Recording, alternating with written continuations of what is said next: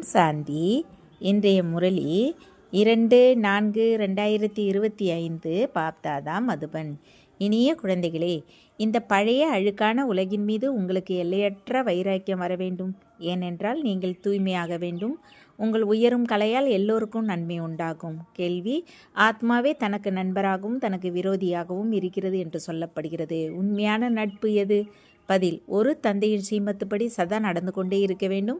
இதுதான் உண்மையான நட்பு. ஒரு தந்தையை நினைவு செய்து பாவனமாக மாறி தந்தையிடமிருந்து முழுமையாக ஆஸ்தி பெறுவதே உண்மையான நட்பு. இந்த நட்பு கொள்ளும் உத்தியை தந்தையே சொல்கிறார். சங்கம யுகத்தில்தான் ஆத்மா தனக்கு நண்பராகிறது. பாடல்: நீ உறங்கி கழித்தாய் இரவை. ஓம் சாந்தி. சொல்லப்போனால் இந்த பாடல் பக்தி மார்க்கத்தை சேர்ந்தது. முழு உலகிலும் என்ன பாடலை பாடுகிறார்களோ அல்லது சாஸ்திரங்களை படிக்கிறார்களோ தீர்த்த ஸ்தலங்களுக்கு போகிறார்களோ அவையெல்லாம் பக்தி மார்க்கம். ஞான மார்க்கம் என்று எதற்கு சொல்லப்படுகிறது, பக்தி மார்க்கம் என்று எதற்கு சொல்லப்படுகிறது என்பதை குழந்தைகள் நீங்கள் புரிந்து கொள்கிறீர்கள். வேதங்கள், சாஸ்திரங்கள், உபநிடதங்கள் எல்லாம் பக்தியை சேர்ந்தவை. அரைக்கல்பம் பக்தி நடக்கிறது. அரைக்கல்பத்திற்கு ஞானத்தின் பலன் தொடர்கிறது. பக்தி செய்து செய்து இறங்கியே ஆக வேண்டும். 84 பிறவிகள் எடுத்து கீழே இறங்குகிறீர்கள். பிறகு ஒரு பிறவியில் உங்களுக்கு உயருங்கலை ஏற்படுகிறது. இது ஞான மார்க்கம் என்று சொல்லப்படுகிறது. ஒரு நொடியில் ஜீவன் முக்தி என்று ஞானத்திற்காக பாடப்படுகிறது. தாப்பர் யுகத்திலிருந்து எந்த ராவணராஜ்யம் நடந்து வந்ததோ அது முடிந்து பிறகு ராமராஜ்யம் ஸ்தாபனையாகிறது.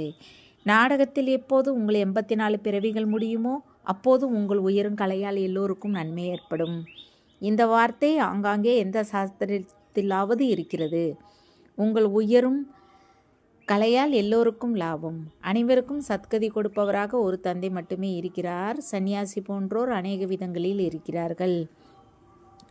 பலவித சித்தாந்தங்கள் இருக்கின்றன. அப்படி சாஸ்திரங்களில் லட்சக்கணக்கில் கல்பத்தின் ஆயில எழுதியிருக்கிறார்கள். இப்போது 10,000 வருடங்கள் என்று சங்கராச்சாரியரின் வழி சொல்கிறது. அப்போது எவ்வளவு வித்தியாசம் இருக்கிறது? பிறகு யாராவது இத்தனை 1000 வருடங்கள் என்று சொல்வார்? கலியுகத்தில் அநேக மனிதர்கள், அநேக வழிகள், அநேக தர்மங்கள் இருக்கின்றன. சத்தியுகத்தில் ஒரே ஒரு வழி இருக்கும். இந்த தந்தை அமர்ந்து குழந்தைகள் உங்களுக்கு சிருஷ்டி முதல் இடைக்கடைசி ஞானத்தை சொல்கிறார். இதை சொல்வதற்கும் எவ்வளவு நேரம் பிடிக்கிறது? சொல்லிக்கொண்டே இருக்கிறார். அதற்காக இவை எல்லாவற்றையும் ஏன் முன்னர் சொல்லவில்லை என்று கேட்க முடியாது. பள்ளிக்கூடத்தில் நம்பர்வார் படிப்பு நடக்கிறது. சிறிய குழந்தைகளின் அவயங்கள் சிறியதாக இருக்கும். அதனால் அவர்களுக்கு கொஞ்சமாக கற்பிக்கப்படுகிறது. பிறகு அவயங்கள் எப்படி வளர்ந்து கொண்டே போகுமோ அப்படி புத்தியின் பூட்டும் திறந்து கொண்டே போகும். படிப்பை தாரணை செய்து கொண்டே போவார்கள். சிறிய குழந்தைகளின் புத்தியிலும் எதுவும் தாரணையாக முடியாது. பெரியவரானதும் பாரிஸ்டர், ஜட்ஜ் போன்றோர் ஆகிறார்கள். இங்கும் அப்படித்தான். ஒருவரின் புத்தியில் தாரணை நன்றாக இருக்கும். பதித்ததிலிருந்து பாவனமாக மாற்ற நான் வந்திருக்கிறேன் என்று தந்தை சொல்கிறார். அதனால் இப்போது பதித்த உலகின் மீது வைராக்கியம் வர வேண்டும். ஆத்மா பாவனமாக மாறினால் பிறகு பதித்த உலகில் இருக்க முடியாது. பதித்த உலகில் ஆத்மாவும் பதித்தமாக, மனிதர்களும் பதித்தமாக இருப்பார்கள். பாவன உலகில் மனிதர்கள் பாவனமாக, பதித்த உலகில் மனிதர்கள் பதித்தமாக இருக்கிறார்கள். இது ராவண ராஜ்யம். ராஜா ராணியைப் போல பிரஜைகள் இருக்கிறார்கள். இது முழு ஞானமும் புத்தியில் புரிந்து கொள்வதற்காக இருக்கிறது. இந்த நேரம் அனைவருக்கும் தந்தையிடம் விபரீத புத்தி இருக்கிறது. குழந்தைகள், நீங்கள் தந்தையை நினைவு செய்கிறீர்கள். மனதில் தந்தையிடம் அன்பு இருக்கிறது. ஆத்மாவில் தந்தையிடம் அன்பு இருக்கிறது. மரியாதை இருக்கிறது. ஏனென்றால் தந்தையை அறிந்திருக்கிறீர்கள். இங்கே நீங்கள் நேரில் இருக்கிறீர்கள். சிவபாபாவிடமிருந்து கேட்கிறீர்கள். அவர் மனித சிருஷ்டியின் விதை ரூபமாக ஞான கடலாக, அன்பு கடலாக, ஆனந்த கடலாக இருக்கிறார். கீதை ஞானவள்ளல் பரமபிதா திரிமூர்த்தி சிவபரமாத்மாவின் வாக்கு. திரிமூர்த்தி என்ற வார்த்தையை நிச்சயம் போட வேண்டும். ஏனென்றால் திரிமூர்த்திக்கு புகழ் இருக்கிறது. பிரம்மா மூலமாக ஸ்தாபனை என்றால் நிச்சயம் பிரம்மா மூலமாக ஞானத்தை சொல்வார். ஸ்ரீ கிருஷ்ணரோ சிவ பகவான் வாக்கு என்று சொல்ல மாட்டார். பிரேரணையால் எதுவும் நடப்பதில்லை. அவருக்குள் சிவபாபாவின் பிரவேசமும் ஏற்பட முடியாது. சிவபாபா மாற்றான் தேசத்தில் வருகிறார். சத்தியுகம் ஸ்ரீ கிருஷ்ணரின் தேசம். அதனால் இருவரின் புகழும் வெவ்வேறாக இருக்கின்றன. இதுதான் முக்கிய விஷயம். சத்தியுகத்தில் யாரும் கீதை படிப்பதில்லை. பக்தி மார்க்கத்தில் ஜென்ம ஜென்மங்களாக படிக்கிறார்கள். அப்படி ஞான மார்க்கத்தில் நடக்க முடியாது. பக்தி மார்க்கத்தில் ஞானத்தின் விஷயங்கள் இருப்பதில்லை. இப்போது படைக்கும் தந்தையே படைப்பில் முதல் இடை கடைசி ஞானத்தை கொடுக்கிறார். மனிதன் படைப்பவராக முடியாது. நான் படைப்பவர் என்று மனிதன் சொல்ல முடியாது. நான் மனித சிருஷ்டியின் விதை ரூபம் என்று தந்தை தானே சொல்கிறார். நான் ஞானக்கடல், அன்பு கடல், அனைவருக்கும் சத்கதி கொடுக்கும் வள்ளல். ஸ்ரீ கிருஷ்ணரின் புகழோ வேறு. அதனால் இந்த எல்லா விஷயங்களையும் எழுத வேண்டும். அதை படித்தவுடன் கீதா ஞானத்தை கொடுப்பவர் ஸ்ரீ கிருஷ்ணர் இல்லை என்பதை மனிதர்கள் உடனே புரிந்து கொள்ள வேண்டும். இந்த விஷயத்தை ஏற்றுக்கொண்டால் நீங்கள் வெற்றி பெற்று விட்டீர்கள். மனிதர்கள் ஸ்ரீ கிருஷ்ணரின் பின்னால் எவ்வளவு பைத்தியமாக இருக்கிறார்கள். எப்படி சிவனின் பக்தர்கள் சிவனுக்கு கழுத்தை வெட்டி வைக்கவும் தயாராகிறார்கள். நான் சிவனிடம் போக வேண்டும், அவ்வளவுதான். அப்படி ஸ்ரீ கிருஷ்ணரிடம் போக வேண்டும் என்று அவர்கள் நினைக்கிறார்கள். எனினும் ஸ்ரீ கிருஷ்ணரிடம் போக முடியாது. ஸ்ரீ கிருஷ்ணரிடம் பலியாவதற்கான விஷயமே இருப்பதில்லை. தேவிகளிடம் பலி கொடுக்கிறார்கள்.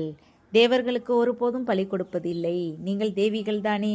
நீங்கள் சிவபாபாவின் உடையவராக மாறியிருக்கிறீர்கள்.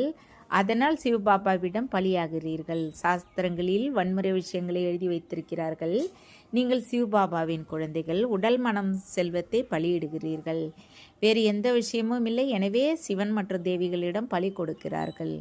இப்போது சிவகாசியில் பலி கொடுப்பதை அரசாங்கம் தடை செய்திருக்கிறது. இப்போது அந்த வாளே இல்லை. பக்தி மார்க்கத்தில் தற்கொலை செய்து கொள்வது தனக்கு விரோதியாகவும் உபாயமாக இருக்கிறது. நட்பு கொள்ள ஒரு உபாயம் மட்டுமே இருக்கிறது. அதை தந்தை சொல்கிறார். பாவனமாக மாறி தந்தையிடமிருந்து முழுமையாக அஸ்தி பெறுங்கள். ஒரு தந்தையின் ஸ்ரீமத்துப்படி நடந்து கொண்டிருங்கள். இதுதான் நட்பு. ஜீவாத்மா தனக்கு எதிரி என்று சொல்கிறார்கள். பிறகு தந்தை வந்து ஞானம் கொடுக்கிறார். அப்போது ஜீவாத்மா தனது நண்பராகிறது. ஆத்மா பவித்திரமாக மாறி தந்தையிடமிருந்து அஸ்தி பெறுகிறது. சங்கம யுகத்தில் தந்தை வந்து ஒவ்வொரு ஆத்மாவையும் நண்பராக மாற்றுகிறார். ஆத்மா தனது நண்பராகிறது. ஸ்ரீமத்து கிடைக்கும்போது தான் தந்தையின் ஸ்ரீமத்துப்படி நடக்க வேண்டும் என்று புரிந்து கொள்கிறார்கள். தன் வழியில் அரைக்கல்பம் நடந்தீர்கள். இப்போது ஸ்ரீமத்துப்படி சத்கதி பெற வேண்டும். இதில் உங்கள் வழி வேலை செய்யாது. தந்தை வழி மட்டுமே சொல்கிறார். நீங்கள் தேவர்களாக மாற வந்திருக்கிறீர்கள். இங்கே நல்ல காரியத்தை செய்தால் அடுத்த பிறவியில் அமரலோகத்தில் நல்ல பலன் கிடைக்கும். இதுவும் மரணலோகம். இந்த ரகசியத்தையும் குழந்தைகள் நீங்களே அறிவீர்கள். அதுவும் நம்புவார். ஒருவரின் புத்தியில் நன்றாக தாரணை ஏற்படுகிறது. ஒருவரால் தாரணை செய்ய முடிவதில்லை. இதில் டீச்சர் என்ன செய்ய முடியும்? டீச்சரிடம் ஆசீர்வாதம் அல்லது கிருபை கேட்டார்களா என்ன? டீச்சரோ பாடம் கற்பித்து விட்டு தன் வீட்டிற்கு போவார். கடவுளே எங்களை பாஸ் பெற வையுங்கள், பிறகு நாங்கள் உங்களுக்கு உணவு படைப்போம் என்று பள்ளிக்கூடத்தில் முதலில் கடவுள் வணக்க பாடல் பாடுகிறார்கள். ஆசீர்வாதம் செய்யுங்கள் என்று டீச்சரிடம் ஒருபோதும் சொல்ல மாட்டார்கள். பரமாத்மா இந்த நேரம் நமது தந்தையாகவும் இருக்கிறார், டீச்சராகவும் இருக்கிறார். தந்தையின் ஆசீர்வாதத்தை புரிந்து கொள்ள முடியும்.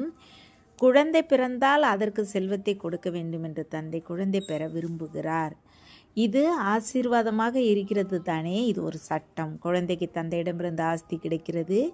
இப்போதோ தமோ பிரதானமாக மாறிக்கொண்டே போகிறது. தந்தை எப்படியோ அப்படி குழந்தை.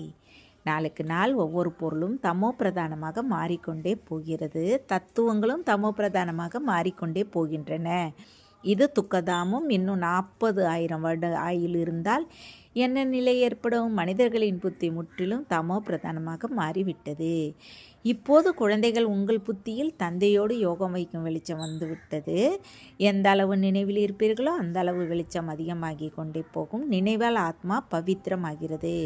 வெளிச்சம் அதிகமாகிறது. நினைவே செய்யவில்லை என்றால் வெளிச்சமே கிடைக்காது. நினைவால் லைட் ஆகும். நினைவு செய்யாமல் மற்ற விக்கிரமும் செய்தால் வெளிச்சம் குறையும். சதோ பிரதானமாக மாறவே நீங்கள் முயற்சி செய்கிறீர்கள். இது புரிந்து கொள்ள பெரிய விஷயமாக இருக்கிறது.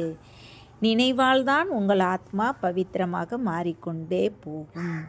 இந்த படைப்பவர் மற்றும் படைப்பின் ஞானத்தை ஸ்ரீ கிருஷ்ணர் கொடுக்க முடியாது என்று நீங்கள் எழுதவும் முடியும். அது பலன். 84வது கடைசி பிறவியில் கிருஷ்ணரின் ஆத்மா மீண்டும் ஞானத்தை பெறுகிறது. பிறகு முதல் நம்பருக்கு போகும் என்று நீங்கள் எழுத வேண்டும். சத்தியுகத்தில் 9 லட்சமே இருப்பார்கள். பிறகு அதிலிருந்து விருத்தியும் ஏற்படும் என்று தந்தை புரிய வைத்திருக்கிறார். தாசிகளும் அதிகமாக இருப்பார்கள். அவர்கள் முழுமையாக 84 பிறவிகள் எடுப்பார்கள். 84 பிறவிகளே எண்ணப்படுகிறது. யார் நன்றாக தேர்வில் வெற்றி பெறுவார்களோ அவர்கள் முதலில் வருவார்கள். எந்த அளவு தாமதமாக போவார்களோ அந்த அளவு வீட்டையும் பழையது என்றே சொல்வார்கள். புதிய வீடு கட்டப்படுகிறது. பிறகு நாளுக்கு நாள் ஆயுள் குறைந்து கொண்டே போகிறது. அங்கே தங்க மாளிகை கட்டுவார்கள். அது பழையதாக மாறாது. தங்கம் எப்போதும் பளபளப்பாகவே இருக்கும். இருந்தும் நிச்சயம் சுத்தமும் செய்ய வேண்டும். நகையை எவ்வளவுதான் நல்ல தங்கத்தில் செய்தாலும் கடைசியில் அதன் பளபளப்பு குறைகிறது. பிறகு அதை பாலிஷ் செய்ய வேண்டும். நாம் புதிய உலகத்திற்கு போகிறோம் என்ற குஷி உங்களுக்கு எப்போதும் இருக்க வேண்டும். இந்த நரகத்தில் இது கடைசி பிறவி. இந்த கண்களால் எதை பார்க்கிறீர்களோ அது பழைய உலகமாக, பழைய சரீரமாக இருப்பது உங்களுக்கு தெரியும். இப்பொழுது நாம் சத்தியுக புதிய உலகில் புதிய சரீரத்தை பெற வேண்டும். 5 தத்துவங்களும் புதியதாகின்றன. இப்படி சிந்தனை ஓட வேண்டும். இது படிப்பு. கடைசி வரை உங்கள் இந்த படிப்பு நடக்கும். படிப்பு நின்றால் விநாசம் வரும். அதனால் தன்னை மாணவர் என்று உணர்ந்து பகவான் நமக்கு பாடம் கற்பிக்கிறார் என்ற மகிழ்ச்சியில் இருக்க வேண்டும். இந்த குஷி ஒன்றும் குறைந்தது கிடையாது. எனினும் மாயாவும் கூடவே தலைகீழ் காரியத்தை செய்ய வைக்கிறது. 5-6 வருடங்கள் தூய்மையாக இருக்கிறார்கள். பிறகு விழ வைக்கிறது. ஒரு முறை விழுந்தால் பிறகு அந்த மனநிலை இருக்க முடியாது. நாம் விழுந்துவிட்டோம் என்ற வெறுப்பு வரும். இப்போது குழந்தைகள், நீங்கள் எல்லாவற்றையும் நினைவில் வைக்க வேண்டும். இந்த பிறவியில் என்ன பாவம் செய்திருப்பீர்கள் என்று ஒவ்வொரு ஆத்மாவும் தன் வாழ்வை அறிந்திருக்கும். ஒருவர் மந்த புத்தியாக, ஒருவர் விசால புத்தியாக இருக்கிறார். சிறுவயது வரலாறு நினைவில் இருக்கிறது தானே. இந்த பாபாவும் சிறுவயது வரலாற்றை சொல்கிறார் தானே.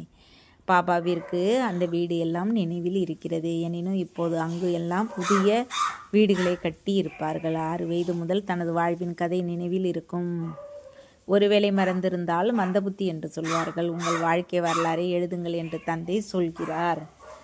வாழ்வில் எவ்வளவு அதிசயங்கள் நடந்தது என்பது தெரியும். காந்தி, நேரு போன்றோருக்கு எத்தனை பெரிய பெரிய தொகுப்புகளை உருவாக்கி இருக்கிறார்கள். உண்மையில் உங்கள் வாழ்க்கை அதிக மதிப்பு வாய்ந்தது. இது மிகவும் அதிசய வாழ்க்கை. இது மிகவும் மதிப்பு வாய்ந்த, விலை மதிப்பற்ற வாழ்க்கை.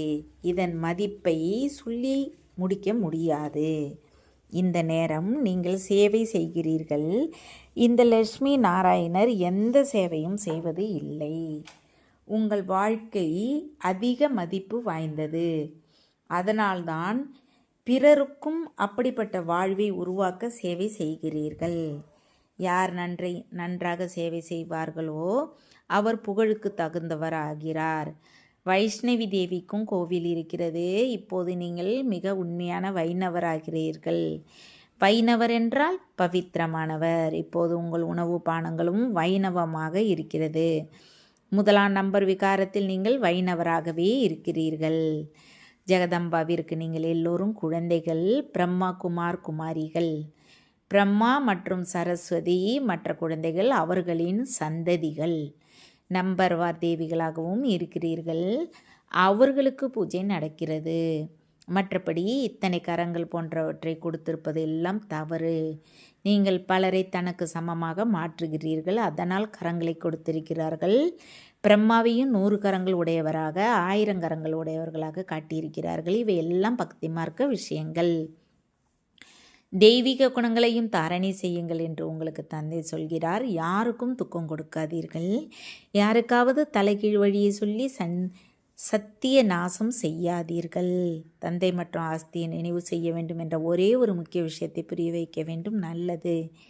இனிமேலும் இனிமையான காணாமல் போய் கண்டெடுக்கப்பட்ட செல்ல குழந்தைகளுக்கு தாய் தந்தை பாப்தாதாவின் அன்பு நினைவுகள் மற்றும் காலை வணக்கம். ஆன்மீக குழந்தைகளுக்கு ஆன்மீக தந்தையின் நமஸ்காரம். ஆன்மீக தந்தைக்கு ஆன்மீக குழந்தைகளின் அன்பு நினைவுகள் மற்றும் நமஸ்காரம். தாரணைக்கான முக்கிய சாரம். 1. புகழுக்கும் பூஜைக்கும் தகுதி பெற உறுதியான வைணவராக வேண்டும். உணவு பானங்களின் சுத்தத்தோடு பவித்திரமாகவும் இருக்க வேண்டும். இந்த மதிப்புமிக்க வாழ்வில் சேவை செய்து பலரது வாழ்வை உயர்ந்ததாக மாற்ற வேண்டும். 2. தந்தையோடு அப்படி யோகம் வைக்க வேண்டும். அதனால் ஆத்மாவின் வெளிச்சம் அதிகமாகிக் கொண்டே போக வேண்டும். எந்த விகர்மத்தையும் செய்து வெளிச்சத்தை குறைக்க வேண்டாம். தனக்கு தானே நண்பராக இருக்க வேண்டும். வரதானம். சுயஸ்திதி ஆசனத்தில் உறுதியாக இருந்து பிரச்சனைகளை வெற்றி பெறும் மாஸ்டர் படைப்பவராகுக. எந்த பிரச்சனையும் இயற்கை மூலமாக வருகிறது. அதனால் பிரச்சனை படைப்பாக இருக்கிறது. சுயஸ்திதி உடையவர் படைப்பவராக இருக்கிறார். மாஸ்டர் படைப்பவர் அல்லது மாஸ்டர் சர்வசக்திவான். ஒருபோதும் தோல்வி அடைய முடியாது. அதற்கு சாத்தியமே இல்லை. ஒருவேளை ஒருவர் தனது ஆசனத்தை விட்டுவிட்டால் தோல்வி ஏற்படுகிறது. ஆசனத்தை விடுவது என்றால் பலவீனமாவது. ஆசனத்தின் ஆதாரத்தில் சக்திகள் தாமே வரும். யார் ஆசனத்தில் இருந்து கீழே வருவாரோ அவர் மீது மாயாவின் புழுதி படியும். பாப்தாதாவின் செல்லமான புது பிறவி எடுத்த பிராமணர் ஒருபோதும் தேக அபிமான மண்ணோடு விளையாட முடியாது. ஸ்லோகன். மன உறுதி கடுமையான சமஸ்காரங்களையும் மெழுகு போல உருக வைக்கிறது. அவ்யக்த செய்கை. கம்பைண்டு ரூபத்தின் நினைவால் சதவெட்டி பெறுங்கள். எப்படி ஞான சொரூபமாக இருக்கிறீர்களோ அப்படி அன்பு சொரூபமாக ஆகுங்கள். ஞானமும் அன்பும் இணைந்தே இருக்க வேண்டும். ஏனென்றால் ஞானம் விதையாக இருக்கிறது, அன்பு தண்ணீராக இருக்கிறது. விதைக்கு தண்ணீர் கிடைக்கவில்லை என்றால் பலன் கொடுக்காது. ஞானத்தோடு கூடவே உள்ளத்தின் அன்பு இருந்தால் பிராப்தியின் பலன் கிடைக்கும். ஓம் சாந்தி.